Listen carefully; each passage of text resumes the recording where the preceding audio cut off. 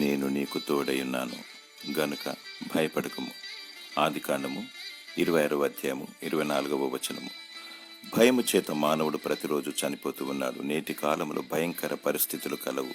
మనిషి చంపుకునే దినాలు, నిర్దాక్షిణంగా ఆస్తులను కొల్లగొట్టే దినాలు, ఆర్థికమైన విషయంలో మోసగించి దొంగిలించే దినాలు, స్వార్థంతో ఎదుటి వ్యక్తిని కించపరిచి విమర్శించి నిరాకరించి తృణీకరించే దినాలు. సృష్టి ద్వారా విపత్తు సంభవిస్తుంది. సాటి మానవుని ద్వారా హాని కలుగుతుంది. కారణం, మానవుడు దేవునితో సహవాసం చేయడం లేదు, దేవునికి లోబడడం లేదు. మానవుడు లోకాన్ని స్నేహించి భయభీతితో ప్రతిరోజు కృంగిపోతూ చనిపోతూ ఉన్నాడు. దేవుని స్తుతిస్తే ధైర్యం లభిస్తుంది, ప్రార్థిస్తే విజయం లభిస్తుంది, వాక్యం పఠిస్తే విశ్వాసం లభిస్తుంది. ఈ 3 పనులు నీవు చేయాలి.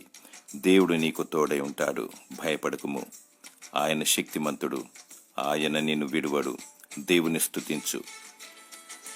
దేవుడు నిన్ను కరుణించి తన వాగ్దానాన్ని నెరవేర్చి నిన్ను దీవించునుగాక. ఆమేన్.